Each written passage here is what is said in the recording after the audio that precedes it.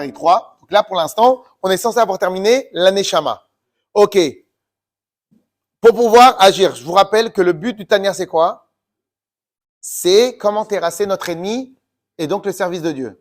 Donc, une fois que tu as appris qu'est-ce que la Neshama, elle est, l'âme animale, l'âme divine, et après de quoi elle est composée, la Neshama, il te reste quoi pour terrasser ton Yetzer Hara?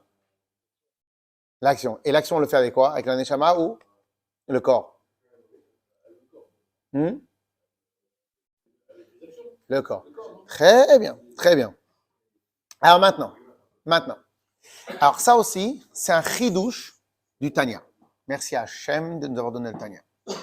Alors, au passage, j'en avais discuté avec mon fils sur ça. Et bon, qu'on comprenne bien. Ici, maintenant, on va essayer d'être large, comme ça on comprend bien les trucs. Bien, le Tanya nous explique que pour que la Neshama elle puisse faire les mitzvot, Avrom, Hachem. Hachem.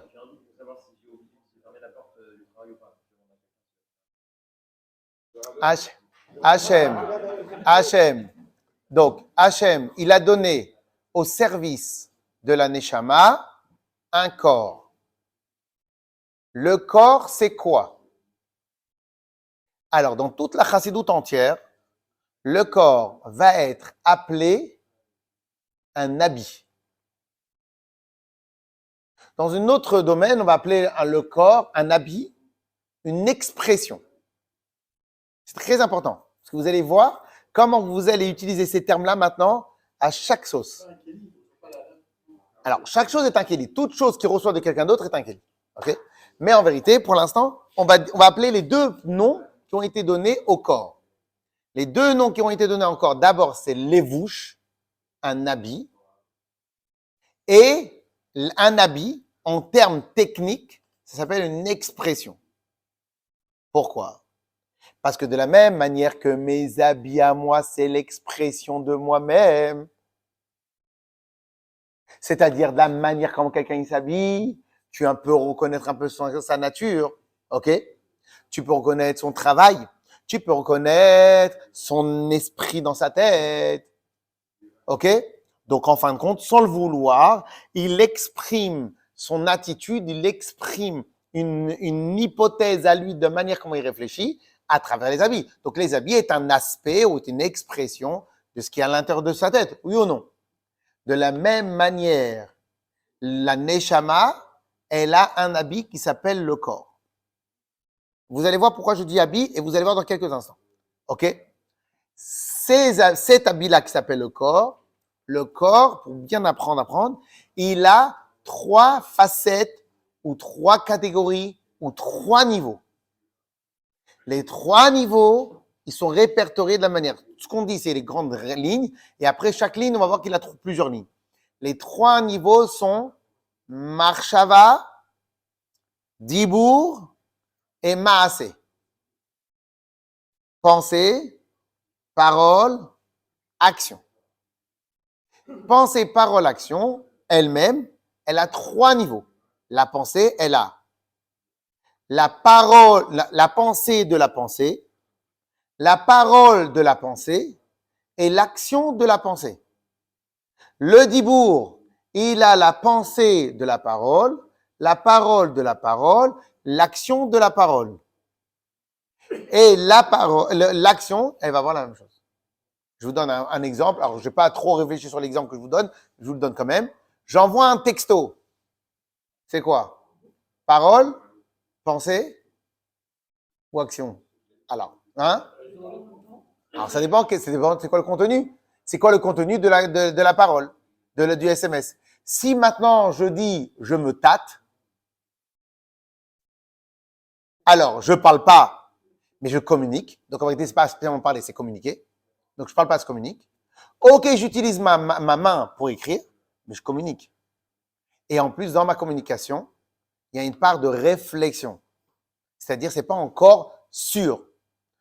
Plus tu t'amènes vers le sûr, vers le concret, plus tu es dans l'action, plus tu es dans l'hypothèse, la réflexion, le doute et la réflexion, plus tu es dans la pensée plus pure. OK? Donc, en fin de compte, le plus abstrait possible, c'est la pensée. En tout cas, c'est la pensée de la pensée. Le plus concret possible, c'est l'action de l'action. Vous allez voir pour où je vais en venir dans quelques instants. OK? Mais en tout cas, quoi qu'il arrive, le corps a 3 outils. Pensée, parole, action. OK?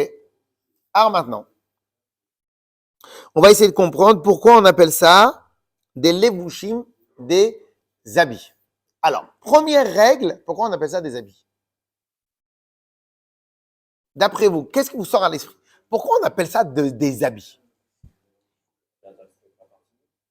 Bravo, très bien. C'est ce que je voulais entendre. On ne fait pas partie de nous. Qui c'est qui peut me dire autre chose? Mais pourquoi tu appelles ça des habits? Non, parce que ça couvre, on va dire.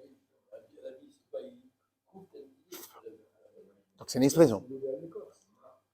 En vérité, on va dire le premier niveau. Parce que l'habit n'est pas la neshama. C'est 2 choses totalement séparées. De la même manière que je peux m'habiller comme ça, je peux m'habiller comme ça. De la même manière, mes pensées, je ne suis pas obligé de penser ce que je pense. C'est qu'un habit. OK. Alors, avant de continuer. Non, même, je peux contrôler mes pensées. Parce que mes pensées, c'est qu'un habit. De la manière que je peux contrôler si je mets une baffe ou pas, de la même manière, je peux contrôler si je pense ou je pense pas.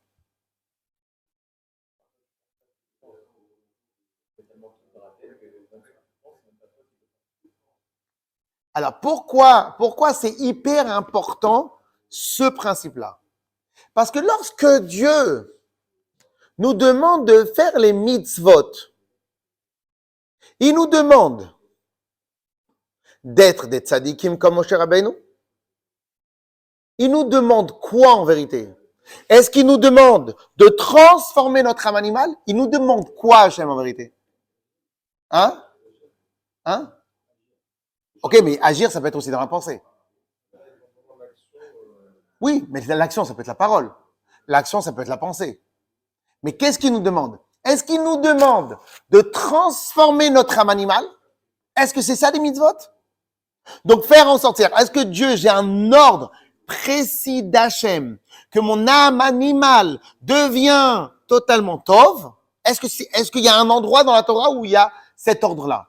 Non, à aucun endroit dans la Torah, Dieu a donné un ordre à changer notre âme animale de mal en bien.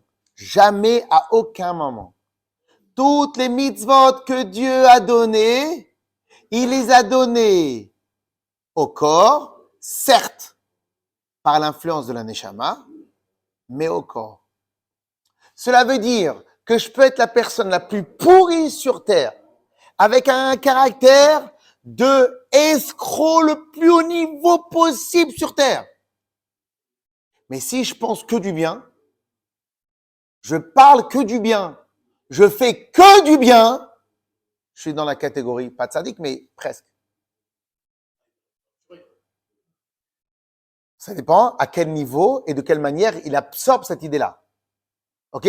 Mais imagine maintenant que quelqu'un est vicieux de chez vicieux de chez vicieux, mais il sait que c'est sa nature profonde, mais il a compris qu'en vérité, ce que Dieu me demande, je suis comme je suis, j'ai les pulsions que je veux, que j'ai, mais laisse-moi, je bouge pas. Bah, peut-être qu'il doit se battre. C'est évident qu'à un certain moment, il va influencer sur la nature profonde de son âme animale. Ça, c'est une évidence, parce que sinon, comme tu as dit, il y a un vrai combat. Donc, quoi qu'il arrive, à la fin, il y a un des deux qui va gagner. Ou bien il devait être totalement schizophrène, et là, il pète un câble, ou bien il influence tellement par sa pratique, il influence tellement son corps qu'à la fin, son corps, il va devenir affûté dans Torah Mitzvot. Mais ce que je veux dire par là, c'est qu'en vérité, Hachem, il a donné la Torah à au Bnei Israël, certes, mais tels qu'ils sont dans un corps, et pas aux anges. Aux anges, il a donné que à la Neshama. Mais au Bnei Israël, il a donné la Neshama telle qu'elle est dans un corps. Pourquoi maintenant je dis ça? Comme je viens de le dire, parce qu'à aucun moment notre Avodat Hashem dépend de la transformation de notre âme.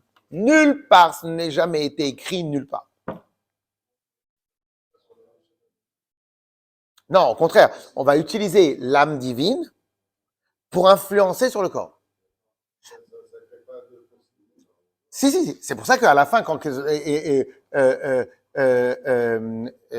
Ergel, une habitude, n'a assez tevacheni. Après, ça devient notre nouvelle nature. Mais peut-être qu'il est possible qu'un enfant, il est extrêmement, comme on a vu avec Rav Israël Salanter, il avait une fille qui était un peu radine, mais bon, quand on a un enfant, on n'est pas radin, on a juste peur de donner, ok, ou de manquer ou autre chose. Qu'est-ce qu'il a fait? Bah, tous les jours, là, c'est quoi? C'est la porte ou c'est l'armoire? Abraham. Là, c'est la porte ou c'est l'armoire? Ah, ok, très bien, très bien.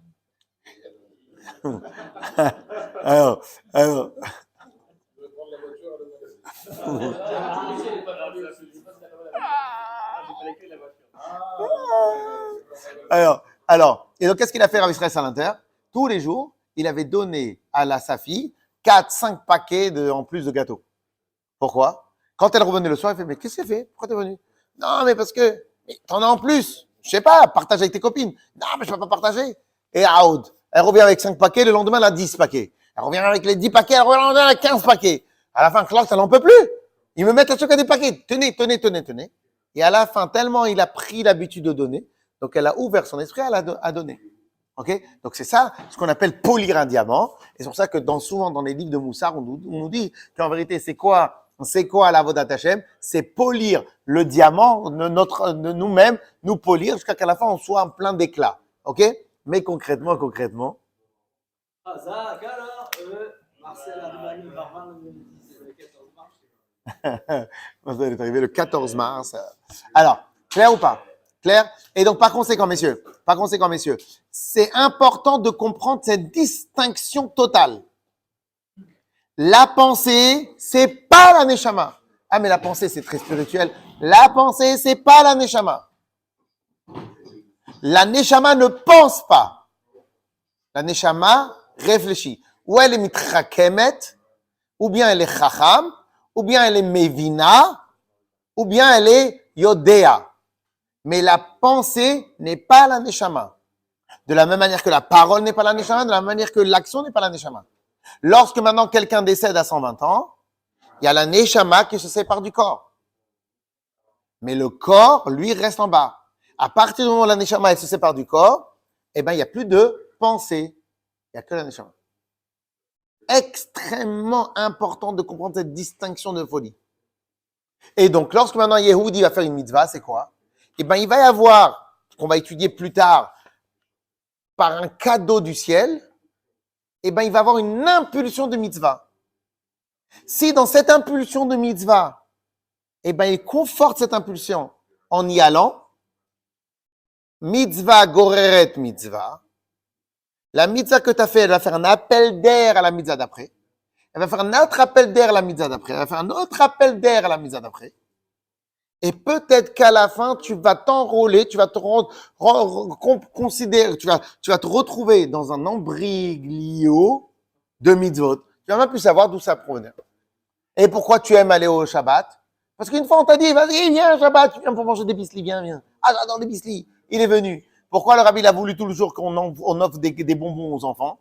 Pour qu'après, dans leur tête, ils associent bonbons et kiff. Shabbat avec kiff. Pourquoi? Vas-y, à la synagogue. Mais pourquoi tu vas à la synagogue? Monsieur, il a des bonbons de folie. Ok? Et ainsi de suite. Allez, Avram. Et ainsi de suite. Clair ou pas? C'est très, très, très important. Et donc, par conséquent, à qui Dieu a donné les Torah mitzvot? Quel corps? Pas la neshama. Ok? Très bien. Dernier point très important. Est-ce que le corps a une volonté autonome?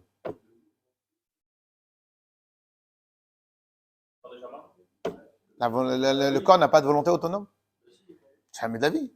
Le corps, la pensée, est une impulsion électrique qui provient de l'âme. Âme animale ou âme divine? La pensée est un habit. Tu mets l'habit, tu le mets dans le cintre, il est mort. Tu le mets quelqu'un, tu dis, oh là là, il est.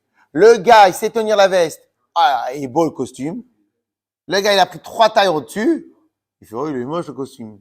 La beauté et la pas beauté du costume va dépendre de qui c'est qui l'anime. Le corps n'a aucune volonté propre. C'est très important de faire cette distinction-là, très important.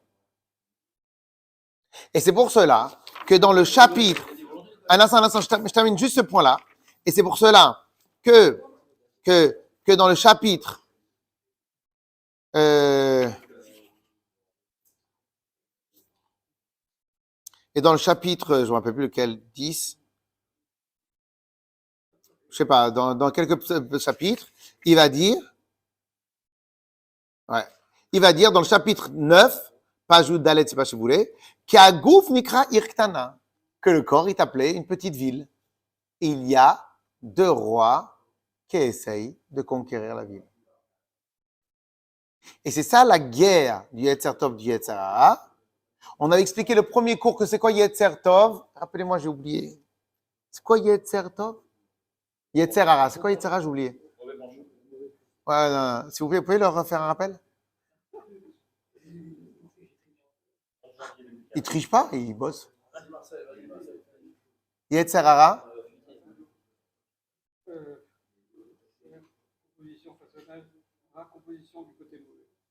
Yetzer, c'est comme Yetzira, une dessinée. Yetzer, c'est ma composition.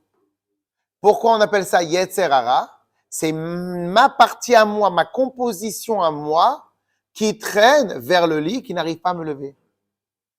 Même si j'ai le Seven Sentier en face de moi. Qui n'arrive pas à me lever. Ça, c'est ma composition. OK? Ma composition Yetzer Hara. C'est quoi? C'est ça la composition Yetzer Hara. Donc, en vérité, quand on dit Yetzer Hara, Yetzer Tov, c'est cette nature, cette tendance, etc. Et ça, c'est le corps. Alors, en vérité, c'est la composition de l'âme. L'âme animale va vouloir conquérir le corps à elle toute seule. Dieu, il a envoyé l'âme divine pour qu'elle cherche à conquérir le corps à elle toute seule, pour qu'il lui appartienne à elle toute seule. Le tzaddik gamour, il a fait que le corps et l'âme animale lui appartiennent, mais sinon, tout ce qui n'est pas tzaddik gamour. Le rachat gamour, il a fait, il ne peut pas complètement absorber l'âme divine, mais il a fait en sorte que l'âme divine, elle est dans un coin là-bas, elle ne sait même plus où habiter. Le reste du peuple, c'est quoi? C'est qu'en vérité, ils ont une âme, tantôt ils gagnent, tantôt ils perdent, tantôt ils gagnent, tantôt ils perdent. Clair? Hyper important de faire vraiment cette distinction parce que, pourquoi? Parce que sinon, tu ne sais pas où tu habites. Toi, tu vas confondre Yetzer Tov, Yetzer Hara, tu vas confondre le corps, tu vas confondre la Neshama, tu vas confondre. Et de la même manière, pourquoi l'éducation est très importante? Parce que l'éducation, tu façonnes le corps de par le fait que comme en tant que parent, tu peux imposer des choses à la maison. Donc, tu vas imposer à la maison un hergel, des habitudes qui vont entraîner le corps à avoir entraîner même l'âme animale, à avoir des réflexes, à avoir du goût pour les bonnes choses. Tellement tu vas expliquer à tes enfants pourquoi le respect, parler bien aux adultes et aux gens autour de toi, tellement tu vas lui expliquer, tu vas lui montrer que c'est important, à la fin, elle va se ressentir mal dans sa peau, le fait qu'elle a manqué de respect avec quelqu'un. Pourquoi? Parce qu'en fin de compte, tu l'as amené à Hergen, à cette vachenie. Donc, en réalité, ce yetzer, ce façonnage, tu peux le façonner comme tu veux. Et en tout cas, la neshama, c'est une chose, le corps, c'est une autre.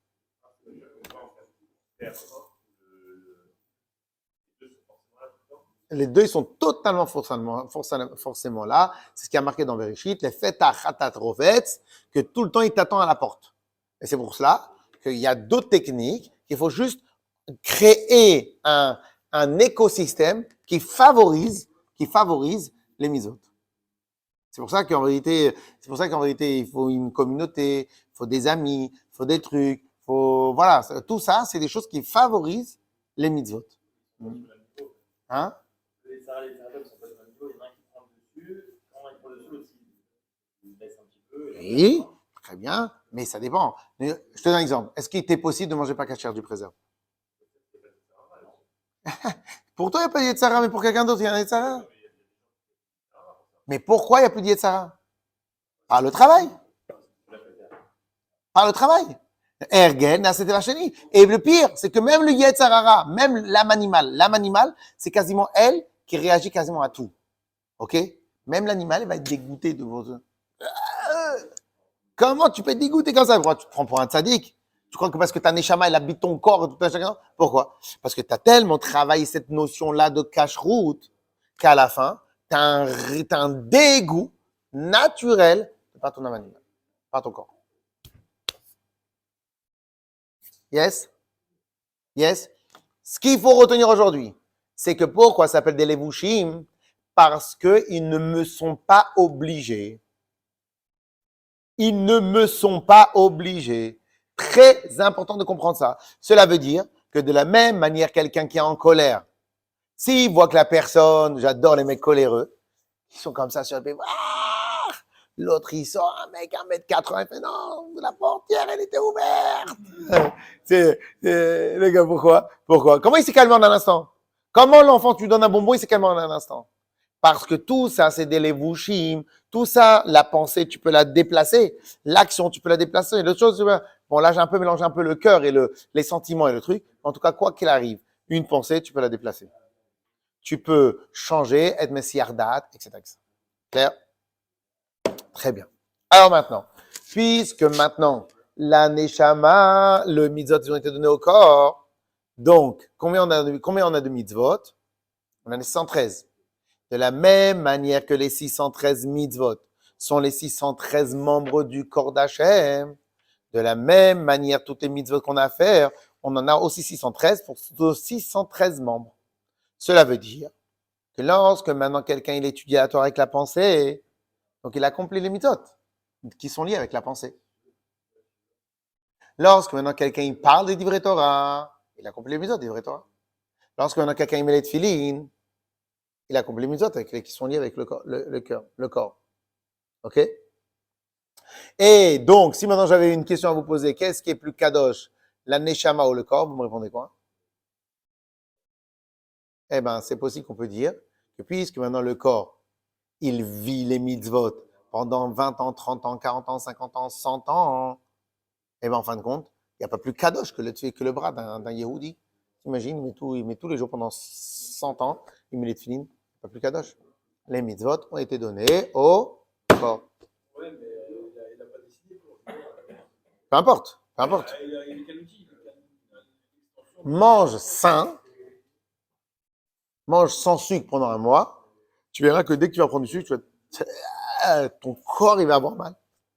Donc, une fois que tu as habitué ton corps à quelque chose d'extrêmement important, ton corps aussi devient kadosh. C'est plus difficile d'habituer son esprit que son corps. Hein? Ah, le Beth Amikdash. Non. Pourquoi le Beth Amikdash? Alors, je ne sais pas si tu te rappelles, j'avais expliqué Shabbat. Pourquoi le Beth Amikdash? Parce qu'en vérité, le Beth Amikdash, chaque millimètre, il a été fabriqué à travers la volonté d'Hachem. Et c'est pour ça qu'en vérité, on nous prend tellement la tête dans les parachutes. Moi, tous les ans, je me pose la question. Pourquoi Hachem, il est tellement détaillant pour Aya. Et toi, c'est là parce que j'ai l'impression qu'elle va se casser à cause des... Ah, stop. Alors, pourquoi maintenant le Beth Amikdash? Parce qu'en vérité, de la poutre, du socle jusqu'aux cuillères, tout a été fabriqué selon la volonté d'Hachem. Plus tard, on l'a étudié il n'y a pas longtemps, plus tard, Tanya avait expliqué qu'en vérité, même un tzaddik, il ne peut pas arriver au niveau de Gdusha d'une mitzvah. Pourquoi? Parce que c'est quoi un tzaddik? Un tzaddik, c'est un monsieur qui est né d'un père et d'une mère. À combien sont des tzaddikim ou pas des tzaddikim? Qui a un corps qui lui appartient. Il va travailler ce corps-là pour être selon la volonté d'Hachem. Mais une mitzvah, c'est quoi une mitzvah? Prendre une traînée de tefillin. Du début de la fabrication jusqu'à la fin de la fabrication. Tout est totalement lié à 100% à la volonté d'Hachem. C'est pour ça que le tefillin, le Sefer Torah, c'est plus kadosh que des tzitzit. Pourquoi c'est plus kadosh que des tzitzit? Parce que le tzitzit, le talit, lui, c'est un talit n'importe lequel. Donc, une partie de la mitzvah, elle n'est pas complètement kadosh. La laine, c'est de la laine. Tu peux prendre n'importe quelle couleur. Donc, ça veut dire que la laine elle-même, elle n'a pas été soumise à la volonté d'Hachem. Donc, tu prends une laine existante et tu fais. Mais les tefilines, quand tu écris le yud, l'encre du yud, elle a une halakha. Le parchemin, il a une halakha. L'écriture, elle a une halakha. Fermeture, ça a une halakha. Le boîtier, ça a une halakha. Le boyau pour fermer, ça a une halakha. La couleur, ça a une halakha. La forme, elle a une halakha. Tout dans les tefilines est soumis totalement à une halakha minutieuse. Pourquoi les tefilines? Pourquoi la soukha, elle est moins kadosh que les tefilines? Alors, quand je dis qu'elle est moins kadosh, dans la soukha, il y a une lumière extraordinairement importante parce que c'est la mitzvah. Mais la soukha elle-même, elle n'est pas aussi kadosh que les tefilines. Tu fais tomber un morceau de bois du srar par terre, tu l'embrasses pas, tu le révèles pas. Tu vas pas jeûner parce qu'il y a un morceau de bois qui est pas tombé par terre. Pourquoi? Parce que le bois de la srar, c'est quoi? C'est du bois que tu trouves à l'extérieur. Donc, il n'a pas été fabriqué sous acceptation de la volonté divine. C'est du bois. Le bois, tu l'associes à autre chose.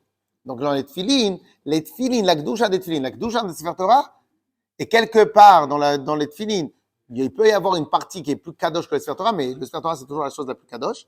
Pourquoi? Parce qu'en vérité, le Sefer Torah, absolument chaque millimètre a été totalement fabriqué sur la volonté divine. Vous voyez? Et donc, en fin de compte, une mitzvah sera toujours de facto plus kadosh que notre corps. OK? Et de la même manière, le Beth Amikdash. Pourquoi le Mishkan, l'existence même du Mishkan, elle est kadosh? Le Mizbeach, il est kadosh.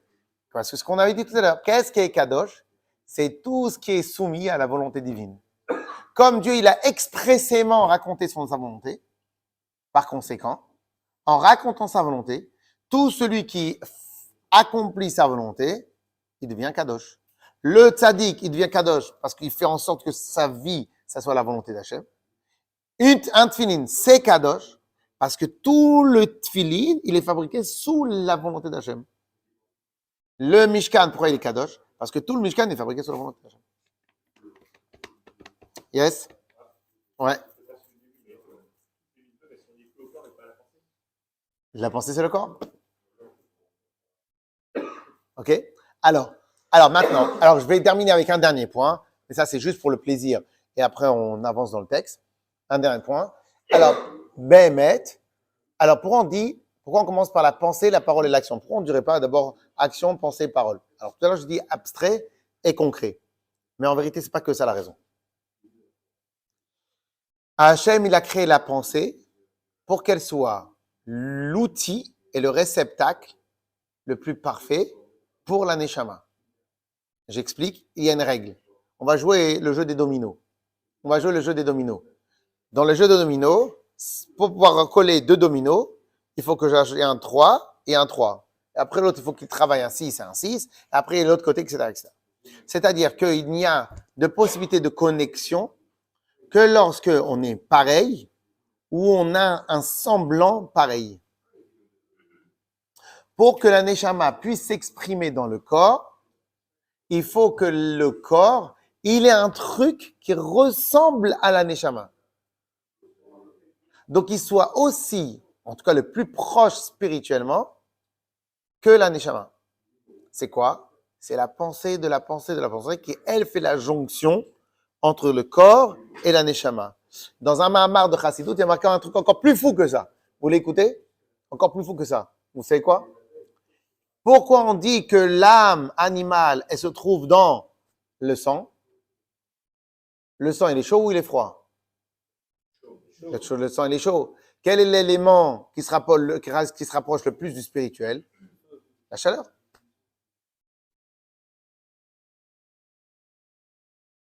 Ne me demandez pas, moi je viens d'avoir la question, ne me demandez pas avec les reptiles froids. Mais les reptiles froids, à voir. À voir.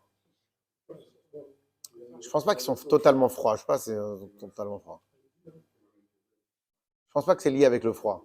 Je pense qu'ils ont une capacité de réguler leur chaleur afin de ne pas consommer de l'énergie. OK? Et c'est pour ça qu'ils se mettent au soleil pour qu'en fin de compte, chaque animal a besoin d'énergie pour vivre. ok? En se mettant sous le soleil, il profite.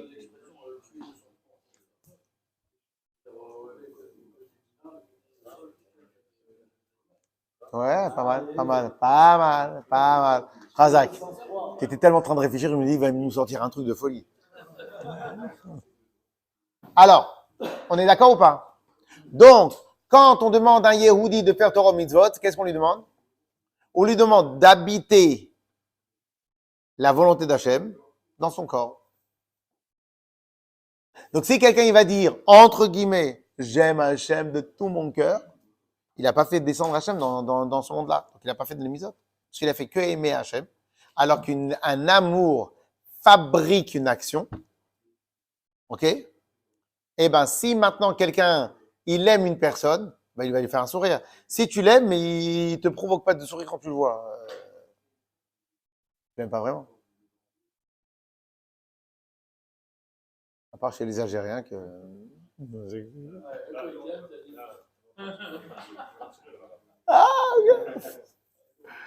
connaissez la blague, hein? Alors, pour les Tunisiens, quand ça arrive Tisha B'Av, pas d'embrassade, pas de rigolade, pas de trucs. Pour les Ashkénazes, restez comme vous êtes.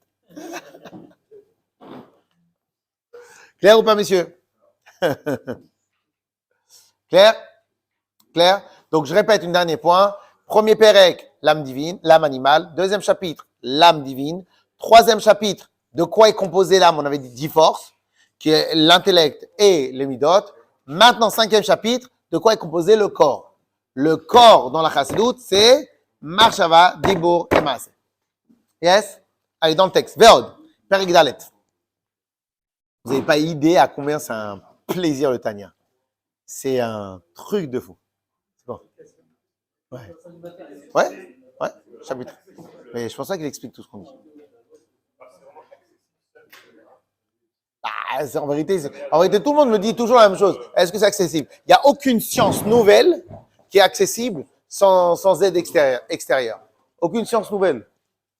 Vous allez bien à l'école, il n'y a aucune science nouvelle. Après, une fois que tu as appris les grandes règles, à ce moment-là, ça devient accessible. Voilà. Les notions, les réflexes, les trucs. Clair? Oh, attends, mais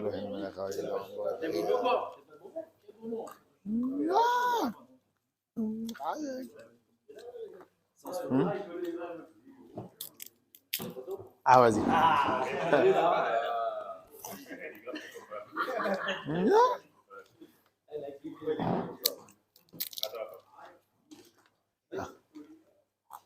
Dans le photomontage, on mettra des stylos à tout le monde.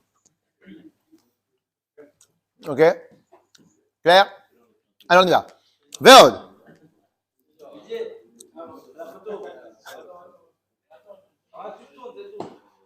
Uf. On y va? Allez. Veod. Et encore. Yesh lechod nefesh ha'elokit. Il y a à chaque âme divine Shlosha levushim. 3 habits. Joseph. 3 habits. Et c'est quoi les 3 habits? She'em, Marshava, Dibur et Maaseh. Pensée, parole, action. Alors, nous, très intéressant la manière comment le Tanya va l'amener l'histoire. En vérité, nous, un Yehudi, il ne doit voir le monde qu'à travers Torah et Mitzvot. Donc, lorsque maintenant le Admor Zaken va nous expliquer c'est quoi Marshava Dibur et Maaseh, le corps, eh bien le corps, c'est les Mitzvot. Donc, cela veut dire, c'est pas le corps pour le rabbi, le corps, c'est pas manger. Pour le rabbi, le corps, c'est pas aller se promener, dormir, c'est pas ça le corps. Le but du corps, il a qu'une seule existence sur terre, faire la volonté d'Hachem. Donc, c'est quoi un corps? Qui sont les pensées, paroles, actions des Tariag Mitzvot à Torah, des 613 Mitzvot de la Torah. Shekshe ha-adam, mekayem b'maaseh. Lorsqu'un homme, il accomplit par l'action, kol mitzvot maasiyot, n'importe quelle mitzvah d'action, donner la tzaka, mettre les tefilines, marcher à l'étude, tout plein de choses. Ou Bedibour, et dans sa parole. Ou Osek, c'est quoi le travail de la parole? Dire des bonnes paroles à ses enfants. Ou Osek, Befirouche Kol Tariag Mitzvot Vehilchoten. Il s'investit dans parler des divrei Torah. Ou Bemarshava, et dans la pensée. Alors, c'est quoi le job de la pensée? Il y a une phrase qui dit il n'y a nul excédent. Je crois excédent, c'est quoi excédent? Une chose que personne ne peut faire. Alors, il n'y a nul excédent qu'une personne n'est pas prête à faire à condition de ne pas penser.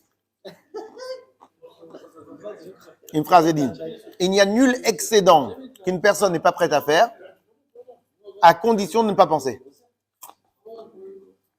Reprenez les gens, ils ont une santé moyenne.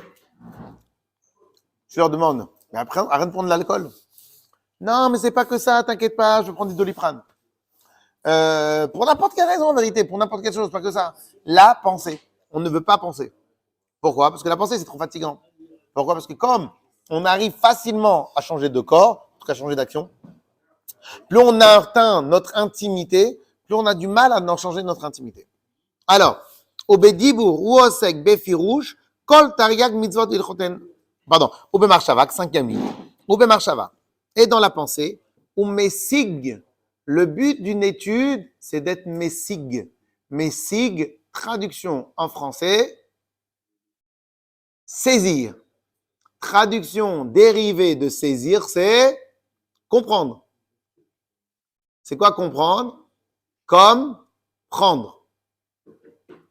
C'est-à-dire étudier. J'ai fait 19 ans de terminologie française. Alors, étudier, c'est pas lire. Étudier, c'est pas écouter. Étudier, c'est d'être messig. Messig, c'est saisir une chose. Pourquoi je dis saisir une chose? Essaye de m'enlever ça de ma main. Tu imagines combien d'efforts tu dois faire pour m'enlever ça de ma main? Pourquoi? Parce que j'appréhende. Eh bien, étudier, c'est saisir le sujet dont tu es en train d'être traité. Et tu révises, et tu révises, et tu révises, et tu révises, jusqu'à que tu saisis le sujet. Dès lors que tu as fait, en tout cas, tu es en train de travailler dessus, au Messig, et donc il saisit Kol Mashev Charles Lasig Bepardes Torah. Donc dès lors que tu peux dire j'ai saisi une idée de la Torah. Ilan, quelle idée de la Torah tu peux dire que tu as saisi? Arrête. Shabbat, c'est important Shabbat? Pourquoi? Donne-moi une qui te tient à cœur.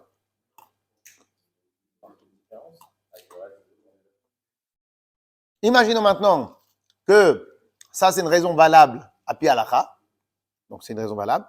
Imaginons maintenant que lui comprend vraiment l'intérêt de Shabbat via cette raison. Donc il a saisi une idée de la Torah. Il le dit lui-même, il le partage, il peut la défendre, il peut l'argumenter, il peut expliquer. Et donc pour lui, la Torah, cet aspect-là de Shabbat, il est saisi pour lui.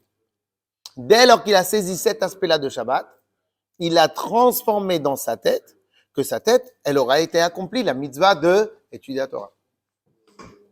En tout cas, de réfléchir à la Torah, en tout cas parce que, en vérité, vous, si maintenant, quand je vous attrape comme ça sur un pied, très souvent, si je vous dis, dites un mot, vous allez avoir aucun mot à dire. Ah, je sais pas quoi dire, moi. Ah non, je parle pas en public. Vous adorez faire ça. Si, par contre, vous devez argumenter pour acheter à moitié prix un billet d'avion, autre chose, je peux vous assurer que même Shakespeare, il peut s'inspirer de vous. OK? Donc en vérité, parce qu'en vérité, plein de notions, nous avons tous plein de notions. Mais en fin de compte, on ne les a pas en tête. Donc les notions de ta vie, les notions d'éducation, de respect, de famille, tout ça, c'est des notions importantes. Tu pourrais disserter sur cela. Sauf que tu ne le fais pas parce que tu n'as pas pris l'habitude de former ça. Mais ces notions-là, tu les maîtrises. De la même manière, nous avons l'obligation de maîtriser des notions de la Torah et de pouvoir, au pied levé, parler d'un sujet, 2 sujets, 3 sujets, d'une notion, 4 notions, un principe de la Torah. Okay? Dès lors que tu es capable de faire ça, eh bien, tu as été messig Messig, et Messig, Kol Mashev sur la Torah, tu as été Messig, un sujet dans Pardes de la Torah. C'est quoi Pardes? Ou le niveau de Pshat de la Torah, donc c'est le niveau simple, ou bien le niveau de Remez, la partie allusionnée des mitzvot de la Torah, ou bien la partie Drush, c'est un niveau supérieur au Remez, ou la partie Sod. C'est quoi le Sod déjà? C'est quoi le secret déjà? Kabbal. Ok? Au passage, si vous prenez Pardes à l'envers, ça vous fait quoi? Qui peut me lire Pardes à l'envers? C'est fort. C'est pareil. Ouais, vous êtes nuls. Hein. Pardes à l'envers. Mais lis! C'est Farad. Pourquoi? Parce que de tout temps, les Sfaradim, ils ont tout le temps étudié la Kabbale. Ils ont tout le temps, de tout temps, ils ont étudié la Kabbale. C'est seulement quand les Sfaradim sont arrivés dans les pays Ashkenaz. Ah, c'est pas exactement? C'est. Ah ouais. Ah, c'est de ma faute, c'est de ma faute, c'est de ma faute. Okay. C'est séparade. Ok. Ah, je vous ai eu. Alors. Clair? Alors, on y va, on continue. Alors, avec l'alout. Donc, lorsque maintenant quelqu'un, il étudie, et en même temps, il est mekayem une mitzvah, ou pas en même temps, mais il est investi dans ce qu'il est en train de faire. Avec l'alout, taria gevere nafsho. Donc, sa neshama, qui elle impulse le tov, la kdusha dans son corps, avec l'alout, tariag evere nafsho. L'ensemble des 613 membres de son corps, Melubashim, ils sont habillés, ou ils sont habillés, Betariag mitzvot à Torah, des 613 mitzvot de la Torah. Et c'est pour ça qu'un tzaddik, il est kadosh, parce qu'en vérité, son corps, il est totalement investi par Tariag mitzvot à Torah. Ou bepartout, et de manière plus détaillée, eh bien, Prinat Chabad Shebenafsho Elokit, donc, pardon, Prinat Chabad Shebenafsho, donc le niveau Chabad intellect de son âme divine, bien évidemment, elle, qu'est-ce qu'elle fait? Elle investit sa pensée.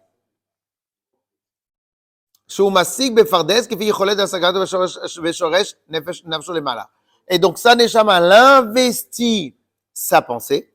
Donc, la neshama qui est divine investit sa pensée. C'était le sujet qui était traité dans le Tanya d'hier. Ma parole, la partie parole de ma neshama, elle a investi ma parole quand je parle des divrei Torah. Ma partie corps de la neshama, donc on va dire la partie la plus concrète de ma neshama, investit mon corps pour faire des Torah ou mitzvot, pour faire des choses. Donc, si au moment où tu fais une mitzvah, on te scanne, on voit quoi? Que de la lumière. Si à un moment tu fais une bêtise, tu dis du lashon hara, si on scanne ta bouche, que du black. Ah, Didier. Gris? C'est du black. Non? Comment tu vas faire de choses? Alors, si maintenant tu fais une action mauvaise, ben tu deviens black. L'énergie qui anime ton corps à cet instant-là est une énergie black. Si tu fais une mitzvah, en fin de compte, c'est l'âme divine qui a investi, qui a impulsé ton corps. Comme elle a impulsé ton corps, le divin s'est investi dans ton corps.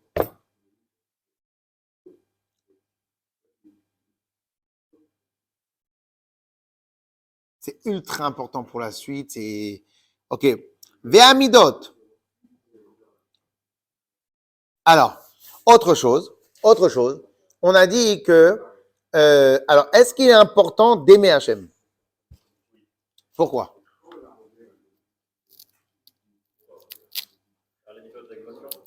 Ouais, mais pourquoi il est important de faire les mitzvot avec passion? Ouais.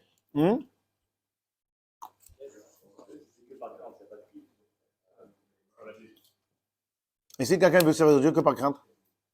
C'est bien aussi. Alors, C'est bien, c'est bien. pardon. Alors, j'ai mal formulé ma question. Est-ce qu'il est important de faire les mitzvot avec ou crainte ou amour de Dieu? Est-ce qu'il est important de faire les mitzvot avec des sentiments? Pourquoi? Pourquoi Dieu nous a donné ce commandement?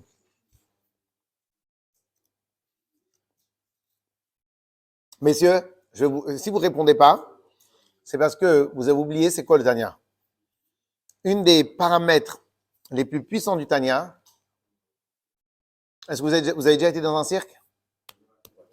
Dans un cirque. Ou à comment ça s'appelle là-bas en bas, Antibes, là? Maryland. Ok, bon, jamais été à Maryland, mais on a été dans des parcs aquatiques. Le phoque, il arrive et il fait quoi? Il jongle avec un truc sur le nez. Combien d'années ça lui a pris au dresseur pour lui apprendre à jongler avec le nez? Chose que nous, on n'y arrive toujours pas. Alors qu'on n'est pas des phoques. Alors? T'es sûr? Combien de temps ça a pris au dresseur pour apprendre à un phoque de jongler avec le nez? Deuxième question. Pourquoi il n'a pas appris ça au dauphin? Même le dauphin, il faut faire les prédispositions. Non, le dauphin, il jongle pas avec le nez. Ça dépend des facultés du phoque. Non, il y a des prédispositions. Si le phoque vient vite. Ah, c'est l'arfi. Le reste, les collègues jouent là. Ça dépend de la queue aussi. Hein? Et le morse? Est-ce que le morse, il sait faire? Bah non, il va. Pourquoi il n'a pas appris au morse? Et alors? Ouais. Le phoque, il est plus gros qu'un petit... C'est pas tous les fois, c'est pareil.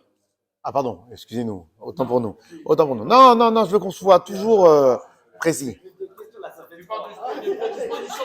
Le père, tu m'as dit que tu m'as mis l'idée. Vous savez pourquoi? Je sais pas. Vous savez pourquoi? L'autre arrive dans sa nature, il est joueur. Vous savez pourquoi? Parce que c'est comme ça qu'ils ramènent les poissons au rivage. Il a une prédisposition peut-être. C'est pas qu'il a une prédisposition. Le dresseur lui a rien appris. Le dresseur, la seule chose que le dresseur a appris au phoque, c'est lorsqu'il lui tape des mains et il lui donne après du poisson, il le fait. La seule chose que le dresseur a appris au phoque, c'est au moment qu'il lui demande. Et le dresseur n'apprend pas au dauphin à sauter. Le dauphin saute quoi qu'il arrive. Il lui a appris à sauter au moment où il tape des mains. C'est tout. On est d'accord ou pas? On est d'accord ou pas? Messieurs, on est d'accord ou pas? Attends. On est d'accord ou pas? Par conséquent, ce que le Tanya va nous demander, en tout cas, ce que le Tanya considère que Hachem nous demande, n'est pas de créer une nature nouvelle, d'utiliser tous les éléments que Dieu a créés par défaut dans notre nature. Et donc, par conséquent, je vous ai demandé pourquoi il fallait aimer et craindre. Parce qu'en vérité, dans la vie de tous les jours, quelqu'un qui aime, l'amour, en fin de compte, faire est un symptôme de l'amour. Faire quelque chose est un symptôme de l'amour.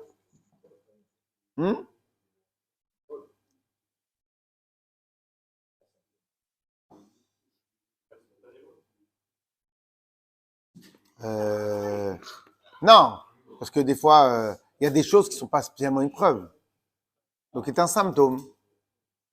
Alors, peut-être quand on a plusieurs symptômes, c'est une preuve, ça devient une preuve. Ok. Mais est un symptôme de l'amour. Si maintenant quelqu'un, il aime le foot, il va faire. S'il se met à fond dans le foot, c'est une preuve qu'il aime le foot. Donc, en vérité, chez un être humain normal, tu vas arrêter de m'exciter. Allez. Chez un être humain, donc chez un être humain normal, là, dans n'importe quel domaine, l'action est un symptôme de l'amour, Parce qu'en vérité, c'est parce que on nous a habitués à faire des choses par soumission. Mais tu connais, toi, un enfant qui fait les choses par soumission? Tu n'obtiens rien d'un enfant qui fait les choses par soumission. Il y a certaines choses que tu fais par soumission en tant qu'enfant. Mais si maintenant tu veux que tes enfants ils deviennent des grandes personnes, il faut faire en sorte qu'ils ne fassent rien sous soumission. Le moins possible d'ordre, c'est le plus salutaire avec tes enfants. Dès lors que tu donnes un ordre, c'est qu'en fin de compte, il n'aime pas ce qu'il fait. La journée, il faut leur dire fais ça. Et Ah ouais, fais pour ça. la journée. Sinon, ils vont le faire. Après, peut-être Si tu continues à lui dire la même chose à 21 ans, c'est que tu as un problème. Parce qu'après, à 21 ans, tu vas lui demander des choses plus importantes. Mais à ce moment-là, tu lui demandes. Tu ne donnes pas un ordre. Tu conseilles, tu amènes, tu diriges, mais tu ne donnes pas un ordre. OK? Parce qu'en vérité, ça existe que dans les sociétés, peut-être, que dans les sociétés quand on est adulte, qu'on peut nous obliger à faire des choses qu'on n'aime pas. Mais sinon, un mec normal, si il est normalement constitué, eh ben, ce qu'il va faire, c'est parce qu'il aime faire. En vérité, qu'est-ce qu'ils disent aux gens? Ils disent, faites ce que vous aimez à fond, jusqu'au point que tellement que vous le faites bien, eh ben, on vous payera pour faire ce que vous aimez. Vous connaissez ça? En vérité, qu'est-ce qu'on dit aux enfants? Fais des choses que tu n'aimes pas, mais il ne sera jamais bon, parce qu'il n'aime pas. Faites ce que vous aimez. Oubliez l'argent. Faites ce que vous aimez à fond. Jusqu'au moment où vous allez tellement bon qu'on va vous réclamer pour le faire et vous payer pour faire ce que vous aimez faire. Donc, normalement, c'est comme ça qu'on est constitué. À faire ce qu'on aime. Tu demandes à un musicien combien d'heures il travaille par jour.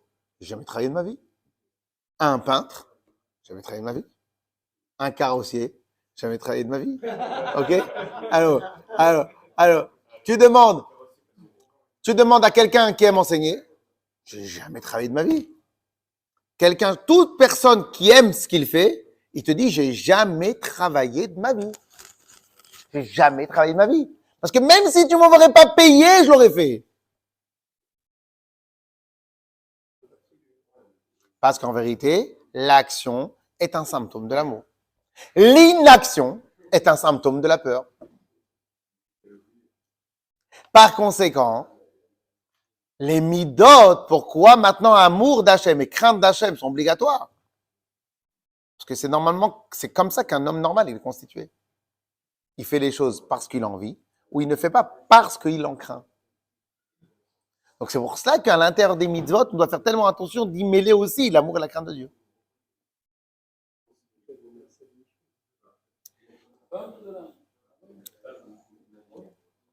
En vérité, l'amour et la crainte font partie de Naaseh, font partie de la mitzvah de faire. Allez, venez, venons en avance. Il est 10h, moi, je me lève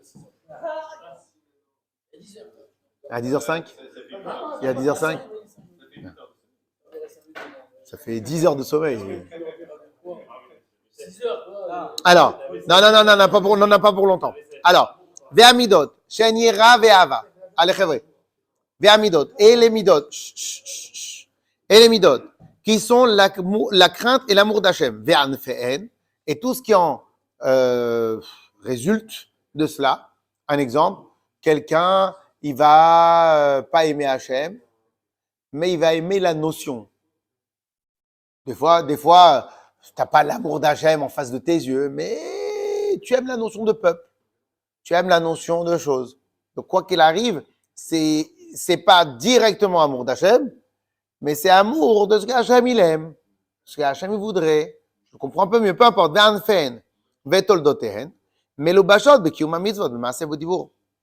Et donc, ils vont être habillés à l'intérieur des actions. Donc, lorsque maintenant, en fin de compte, c'est quoi la différence entre l'intellect et les midot? L'intellect, à jamais, c'est synonyme de réflexion. Midot, à jamais, c'est synonyme d'action. C'est pour ça que le roi n'est pas appelé la tête du peuple, mais il est appelé le cœur du peuple. Parce que la force d'un roi, c'est faire sortir le peuple à la guerre, amener à l'action du peuple. Le Sanhedrin est considéré comme la tête, le Sénat. C'est le cœur du peuple. C'est la tête du peuple. Le roi, c'est le cœur du peuple. Pourquoi? Parce que midot, c'est synonyme d'action. Sechel, c'est synonyme de réflexion. Donc, lorsque maintenant j'étudie la Torah avec ma pensée, ma parole, eh ben, c'est un investissement de mon intellect à l'intérieur de ma pensée.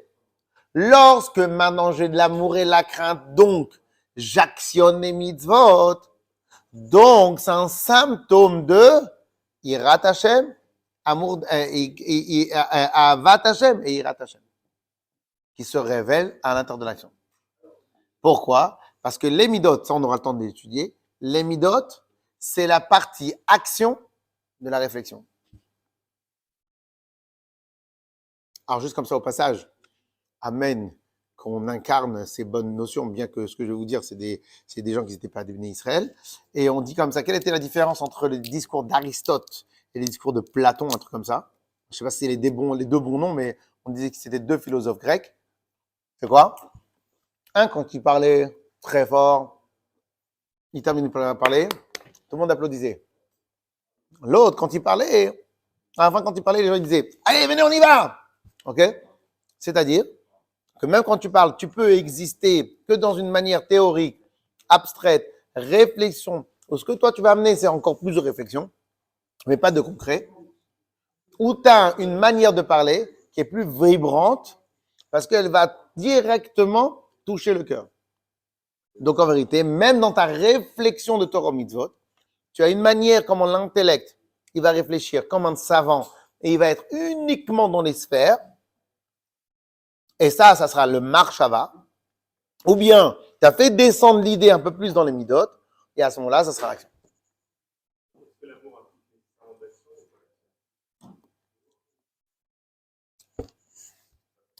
Tu connais quelqu'un qui aime et qui ne fait pas? Est-ce que tu connais quelqu'un qui aime et qui ne fait pas? Mais est-ce que tu connais quelqu'un qui aime et qui ne fait pas?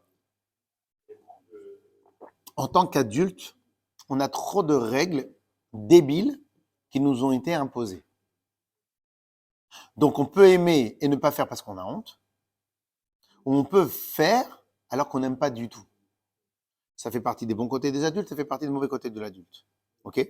Mais normalement, une personne normalement constituée, ce qu'elle aime, elle fait, en considérant que ce qu'elle aime, c'est des choses bien, donc elle fait. Et ce qui n'est pas bien, elle n'aime pas. OK? Nos enfants, s'ils aiment, ils se lèvent, ils sont à l'heure, ils sont dans tous les domaines. S'ils n'aiment pas, des grues, même avec des grues, tu ne les bouges pas. OK? Allez, on termine pour que Dan puisse aller dormir.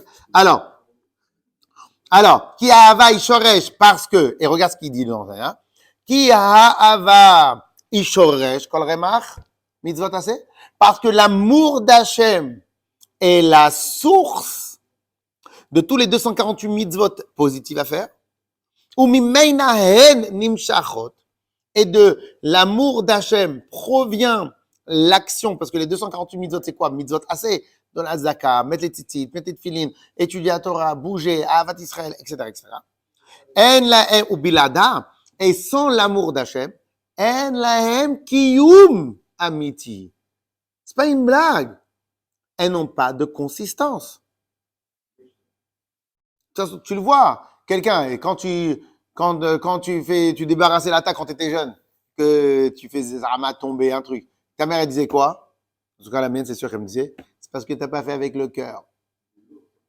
Pourquoi tu dis parce que tu n'as pas fait avec le cœur? Parce qu'en vérité, action, c'est un symptôme de l'amour. Donc, si maintenant tu aimes ce que tu fais, automatiquement, tu as envie de faire. Si tu aimes tes parents, tu t'es pour débarrasser la table. Si tu considères que tes parents, tu es pour faire la table. OK? Et sans l'amour, ils n'ont pas de consistance. C'est pour ça que celui qui n'aime pas, il n'est pas aussi performant que celui qui aime ce qu'il fait. Parce que vraiment, véritablement, faire les mitzvot, c'est quoi? C'est chercher à s'attacher. Et celui qui aime Hachem, il est chafez et dov kabo behemet. Et il cherche à s'attacher avec Dieu. Veyeshar le dov kabo behemet. il lui est impossible de s'attacher à Dieu, Behemet, il le sait lui. Et il est impossible de s'attacher à Dieu sans l'accomplissement des Rema Pekudim, sans faire les 248 mitzvot. Vehayira, et la crainte de Dieu, c'est la même chose de l'autre côté. Si tu crains Dieu, tu peux manger pas cachère. Ishoresh, les shesa l'otase qui arrive au bemelach, parce que il va craindre de manquer de respect si tu respectes ton père. Même ton père, il a 80 ans, bah, il crie et tu dis rien. Hein, Rabbi Joujou. L'Ilou Nishma de Rabbi Chaï Victor Ben Marcel, Bezrat Hashem. Et petit comme ça, les enfants, ils sont grands comme ça. Et on se lève, et on se tait, on truc. Mais tu imaginerais même pas manquer de respect. Parce qu'en vérité, tu respectes, ou parce que tu aimes, etc., etc. Ok? Donc en vérité, le problème, c'est que nous, nos notions à nous, elles sont tellement mélangées, c'est qu'on sait même plus où on habite. On peut faire des choses par soumission, des choses que nous sommes persuadés que c'est faux. Ou par intérêt, ou par truc, ou par chose. Mais en vérité, la vraie vie, c'est pas ça. Ok? Alors, je sais pas si on s'arrête là. Alors, je termine encore 3 lignes. Non, je termine 3 lignes, c'est bon. O yira pnimit, mizo שמתבשל מגדולת עולם, ועוד העיני כבודו ולעשות הרע בעיניו, כל טובת השם ששנא, הם הקליפה בסתרה אחרה, שניקתם מהאדם מטרתו, יחסתם בו בשסף מידות הזה. Ou, tout simplement, de faire une chose que Hachem ne veut pas. Si tu fais une chose que Hachem ne veut pas, comment tu peux le faire si vraiment tu le respectes?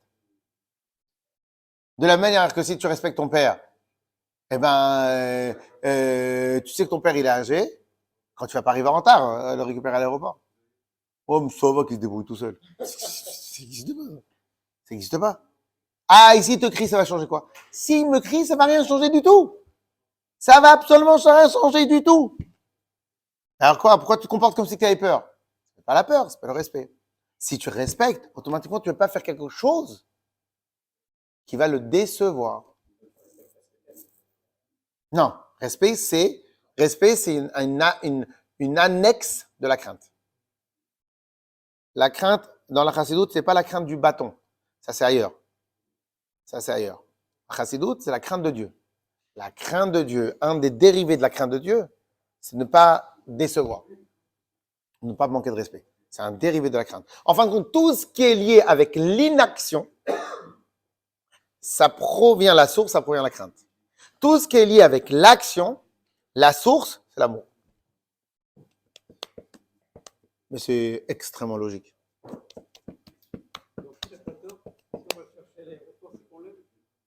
Ah, bravo. Tu vas chercher à l'aéroport parce que tu l'aimes, tu vas faire en sorte de ne pas arriver en retard parce que tu veux pas le décevoir ou tu veux pas. Alors là ici, c'est que peut-être que c'est que de l'amour, mais si lui maintenant il va te dire fais attention de pas arriver en retard, bah tu vas faire attention de pas arriver en retard. En tout cas, quoi qu'il arrive, il y aura. Après, c'est pour ça que des fois, ça s'appelle anaphéème. C'est quoi anaphéème? C'est-à-dire des dérivés. Parce que des fois, les choses, elles sont pas aussi claires que ça, aussi claires. Donc, des fois, ça peut être mélangé. Mais l'idée générale, l'action provient de l'amour. L'inaction, la source de l'inaction, c'est la crainte. Bah, quelqu'un qui te fait peur, t'es comment? Quelqu'un qui te donne envie, tu te rapproches.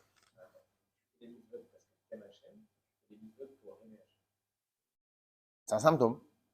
Comme t'aimes Hachem, donc tu fais les mitzvot. Tu étudies italien. Non, je rigole. Mais on va étudier, on a un peu étudié, on va expliquer comment. Alors, comment on fait pour aimer Hachem? Eh ben, on apprend tous les arguments, on apprend dans Chochma Binadat, on apprend tous les arguments, toutes les facettes, toutes les raisons qui nous provoquent de l'amour. Mais est-ce que tu penses que demain, tu peux aimer un autre métier? Hein? Pour comment c'est possible? Pourquoi?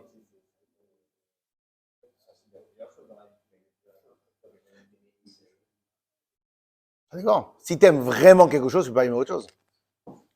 Tu penses que tu pourrais faire comptable? Ah ouais?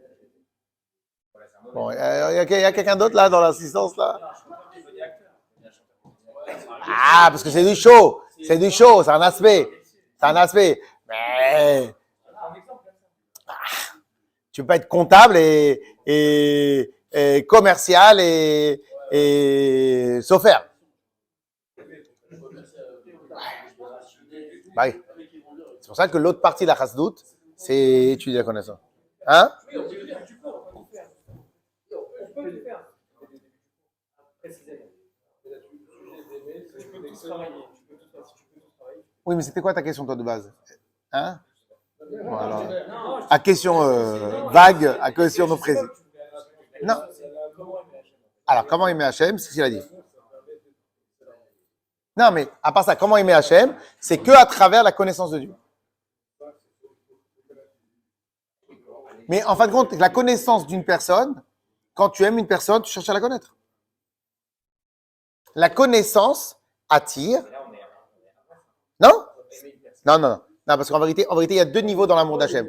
Ou bien tu utilises l'amour inné en tant qu'enfant de Dieu, ou bien tu fabriques un autre amour, comme l'amour d'un homme et sa femme. C'est une fabrication de toutes pièces.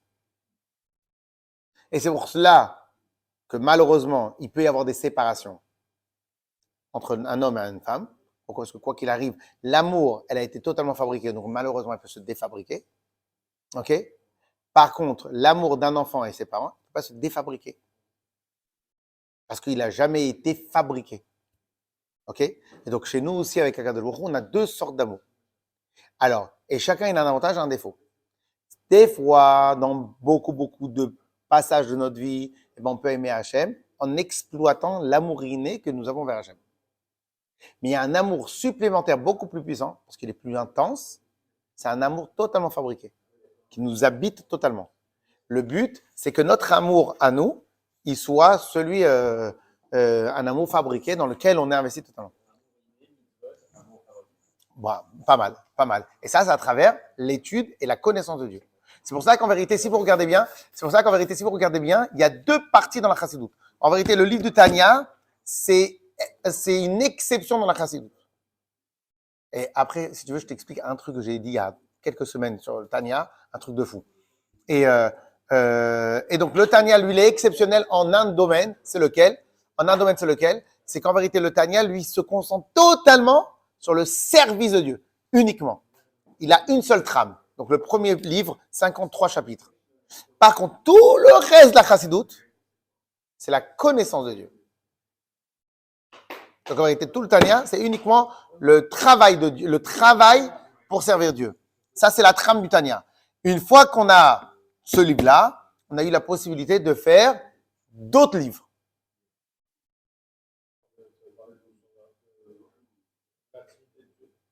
La Kabbale, c'est l'intimité de Dieu. Parce qu'en fin de compte, on nous apprend tous les secrets de Dieu. Chazak Baruch.